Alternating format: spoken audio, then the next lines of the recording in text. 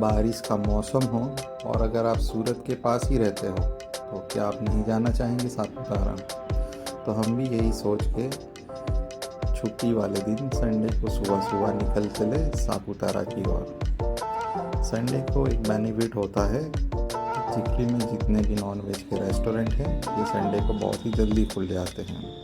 इसलिए सूरत से journey start करने के बाद हम तुरंत ही पहुंच गए चिखली के फेमस ज़ेबा चिकन सेंटर में, जहां पर हमें बहुत ही बढ़िया खाना मिल गया था। क्योंकि संडे की सुबह थी तो भीड़ काफ़ी कम थी। जिसके बाद हम पहुँचे सापुतारा वाले रास्ते पे वास्ता की ओर। और आप जैसे कि देख सकते हैं ये रास्ते बहुत ही अच्छे थे और कहीं पर भी किसी तरह का कोई रोड ब्रेकडाउन, ट्रैफिक इस तरह की कोई समस्या नहीं थी।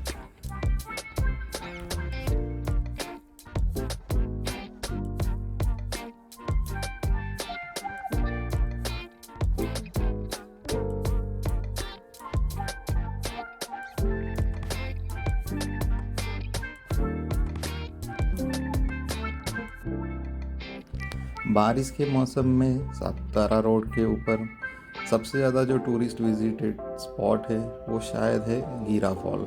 गीरा फॉल इतना बड़ा वाटरफॉल है जिसे आप एक तरह से गुजरात का नायग्रा फॉल भी कह सकते हैं। परंतु क्योंकि ये जुलाई का फर्स्ट वीक है, बारिश अभी अभी शुरू ही हुई है, नदी में पानी की मात्रा बहुत ही कम है या तो बिल्कुल ही नहीं है, जिसके चलते अभी तक नायग्रा फॉल शुरू नहीं हुआ है। कई सारे टूरिस्ट गाड़ी को हाईवे पे ही पार्क करके अंदर की ओर पैदल जा रहे थे, जबकि हमने गाड़ी से ही जाना उचित समझा। काफ़ी सारी गाड़ियां वहां पर पार्किंग लॉट तक पहुंच रही थी, जिसके बाद पार्किंग पर्सन ने बता दिया कि यहाँ पर अभी वाटरफॉल स्टार्ट नहीं हुआ है। तो हम वापस चल पड़े सापुतारा की ओर। यहाँ पर सड़क पे काफ़ी सारे बाइक राइडर्स और टूरिस्ट अपनी फ़ोटो खिंचा रहे थे। आगे बढ़ते जा रहे थे और अद्भुत नज़ारों का हम आनंद लेते जा रहे थे।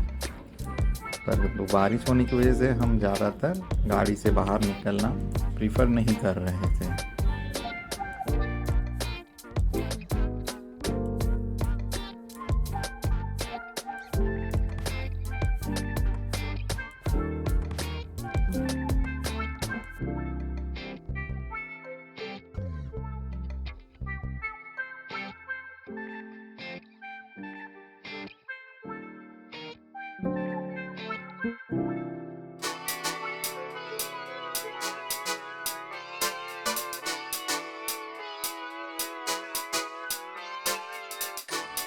चलते चलते हम पहुंच गए हैं अब एक ऐसे टी स्टॉल के ऊपर जहां पर हम सालों से ही एक ब्रेक लेते हैं। जब भी हम इस रूट पे जाते हैं तो यहाँ पर कुछ ऐसे रेस्टोरेंट्स और टी स्टॉल से जहाँ पर हम ब्रेक लेना उचित समझते हैं, और ये उनमें से एक है। और यहाँ पर हमें सबसे बढ़िया कॉफ़ी मिल गई थी। यहाँ पर रुकने का एक और कारण है कि इसी टी स्टॉल के बैक साइड से एक नदी गुजरती है जो आगे जाके नायग्रा फॉल क्रिएट करती है। तो नदी का मुआयना करने के लिए हम यहाँ पे रुके थे और साथ में हमारा मोटिव था कि एक अच्छी कॉफ़ी का भी लुत्फ़ उठाया जाए। रेस्टोरेंट में जाने के बाद हमने छाता लिया और हम चल पड़े नदी को एक्सप्लोर करने के लिए।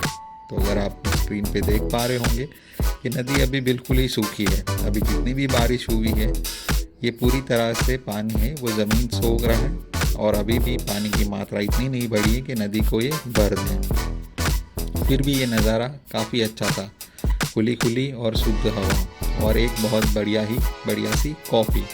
हमारे अलावा काफ़ी सारे टूरिस्ट यहाँ पर स्टे करके ब्रेक लेके रुकना पसंद कर रहे थे। जब हम सापुतारा पहुँचे तो 6 किलोमीटर पहले हमने देखा कि बहुत ही लंबा ट्रैफिक जाम है, और जहाँ से आ रही गाड़ियों से हमने पूछा तो पता चला कि कम से कम 5 घंटे से वो लोग ट्रैफिक में फंसे हुए थे। इसलिए हमने हमारा रूट चेंज किया। सापुतारा हम नहीं पहुँचे, वहाँ से हमने यू टर्न लिया और हम निकल पड़े हैं आहवा की ओर।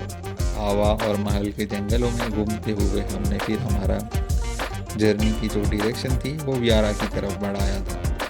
परंतु इस सड़क पे हमें छोटे मोटे कुछ वाटरफॉल मिल गए थे।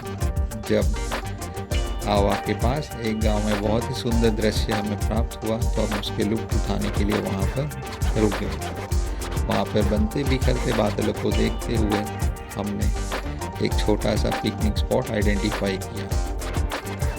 जैसे हम वहाँ पे रुके थे, कुछ मछुआरे जाल लेके आगे बढ़ने लगे।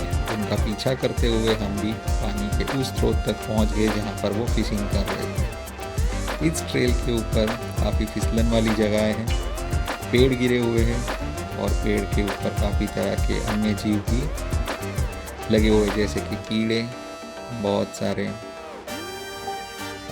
मशरूम्स वगैरह इस पेड़ के ऊपर हो रखे थे। मेरे सहयात्री नदी के सिराने तक जाके उसका मुआयना करके आए और उसके बाद हम दोनों ही आगे बढ़े। हम देख रहे हैं वही मछुआरे जो हम फिशिंग कर रहे हैं। तो इस तरह के मशरूम आपको हर जगह मिलेंगे। पूरी सड़क पे मल के ज़माने में जंगल में बहुत सारे क्रैब इस तरह से देखने को मिले थे और हमने एक क्रैब को वीडियो में कैप्चर कर लिया।